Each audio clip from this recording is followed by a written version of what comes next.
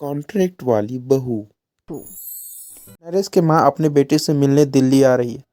इस बात का पता चलते ही नरेश के दिल में हलचल मच जाती है। नरेश अपनी माँ की स्वागत की तैयारी में लग जाता है। साथ ही उसे डर भी सता रहा होता है, कहीं उसकी माँ फिर से वही पुरानी जिद पर न बैठ जाए। हे भगवान, इस बार बचा लो। अगले साल पक्का माँ की जिद पूरी कर दूंगा। तभी दरवाजे तभी दरवाजे की घंटी बजती है। नरेश दरवाजा खोलता है तो सामने अपने मकान मालिक को देखकर हैरान हो जाता है, क्योंकि उनके साथ एक सुंदर सी लड़की भी थी। अब नमस्ते अंकल, कुछ काम था, मुझे बुला लेते। आपने क्यों कष्ट किया? अरे नहीं नहीं, इसमें कष्ट कैसा। मैं तो बस तुम्हें रीना से मिलवाने आया था। आज से रीना तुम्हारे साथ इसी फ्लैट में रहेगी। अंकल, कोई लड़का फ्लैटमेट नहीं है? एक अनजान लड़की के साथ रहना मेरे लिए थोड़ा अजीब होगा।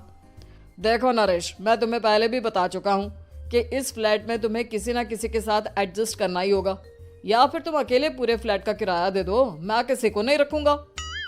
नरेश अपने मकान मालिक की बात को सुनकर रीना के साथ रहने के लिए तैयार हो जाता है, लेकिन उसे अंदर ही अंदर खाने लगती है कि वो अपनी माँ को क्या जवाब देगा जब उसकी माँ रीना के बारे में उससे पूछेगी।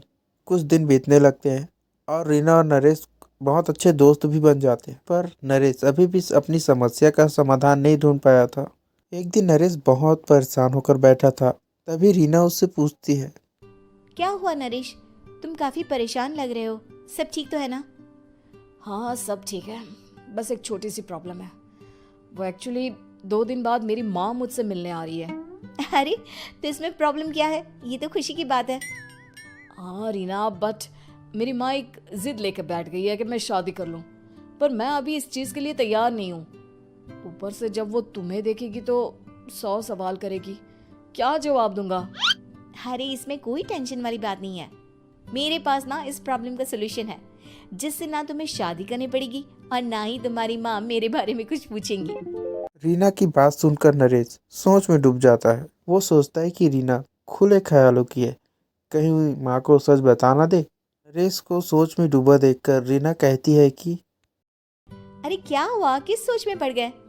डोंट वरी, जैसा तुम सोच रहे हो ना वैसे कुछ भी नहीं है। मेरे पास एक प्लान है। मैं कुछ समझ नहीं पा रहा हूँ। कैसा प्लान? मैं समझाती हूँ।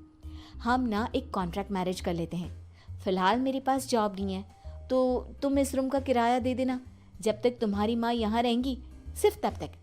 और तुम अपनी माँ से कह देना कि मैं तुम्हारी पत्नी हूँ।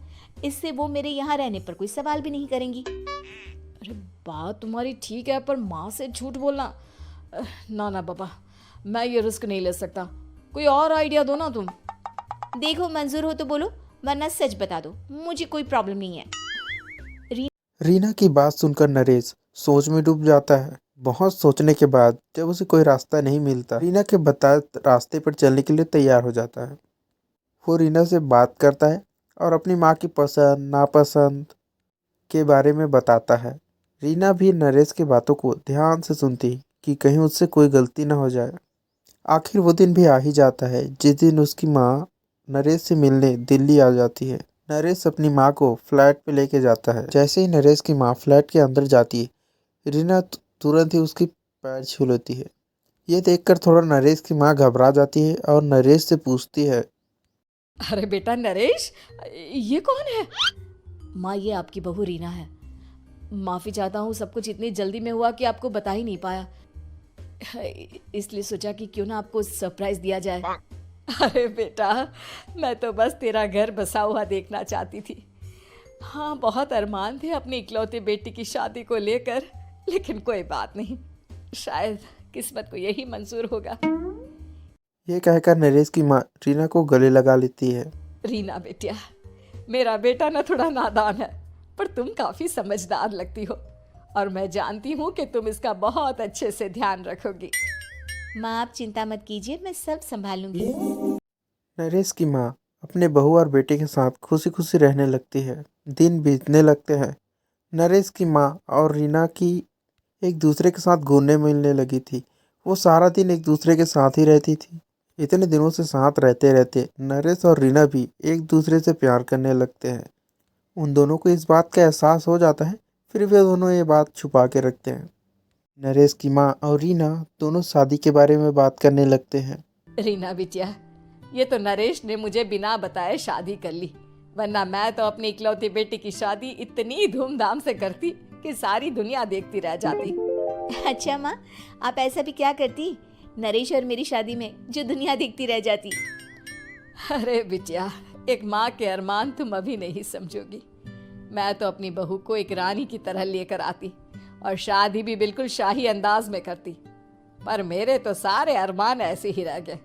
खैर, मुझे तो अपने बेटे और बहू की खुशी चाहिए बस। ये कहते हुए नरेश की माँ की आंखों में आंसू आ जाती है। रीना भी ये सुनकर ख्यालों में खो जाती है, क्योंकि वो मन ही मन रमेश को अपने पति और रमेश की माँ को अपनी माँ मानने लगी थी। रमेश जब ऑफिस से घर आता है तो रीना खुद को रोक नहीं पाती। नरेश के सामने ही उसके और नरेश के रिश्ते के बारे में सारा सच बता देती है। ये बात सुनकर नरेश की माँ दोनों से बहुत ज़्यादा नाराज हो जाती है और घर वापस जाने की बात करने लगती है। दोनों ने मुझसे सच छुपाकर बहुत ठेस पहुंचाई है मुझे। अब तुम लोगों के साथ नहीं रहना चाहती मैं, कल ही वापस चली जाऊंगी अपने घर। माँ, मुझे माफ कर दो, ये सब मैंने रीना के कहने पर ही किया है, वरना मैं भी आपको कभी ठेस पहुंचाने के बारे में सोच भी नहीं सकता। हाँ माँ, हमने ये सिर्फ आपका दिल रखने के लिए किया। प्लीज़ हम दोनों को माफ़ कर दीजिए। तुम दोनों ने मेरे अरमानों के साथ खिलवाड़ किया है, और वैसे भी मुझे अपने बेटे के लिए एक अच्छी लड़की ढूंढनी है, इसलिए मेरा यहाँ से जाना ही बेहतर होगा। माँ की ये बात सुनकर रीना खुद को रोक नहीं पाती। माँ, क्या मैं आपके घर की बहू बनने लायक नहीं हूँ? रीना की बात सुनकर नरेश हैरान रह जाता है। माँ भी कुछ नहीं समझ पाती। मैं कुछ समझी नहीं, आखिर तुम कहना क्या चाहती हो? माँ, मैं वो नरेश से बहुत प्यार करती हूँ और साथ ही साथ मैं आपको भी अपनी माँ मान बैठी हूँ। आज जब आपकी बातें सुनी तो खुद को रोक नहीं पाई, इसलिए सारा सच आपको बता दिया। रीना की बातें सुनकर नरेश की माँ की आंखों में आंसू आने लगते। अपने बेटे नरेश और रीना को गले लगा लेती है। मेरे घर की बहू तो सिर्फ रीना बिटिया ही बनेगी। मैं आज ही तुम दोनों की शादी की तारीख निकलवा दूंगी, बस एक बार तुम्हारे घर वाले मान जाए। उसी दिन रीना के माता पिता भी उसी फ्लैट में आ जाते हैं। दोनों परिवार आपस में बैठकर बातें करते हैं और शादी के लिए राजी हो जाते हैं। रीना भी कॉन्ट्रैक्ट फाड़ देती है। सही मायने में मैं अब बहू बनूंगी। अब तक तो सिर्फ कॉन्ट्रैक्ट वाली बहू थी।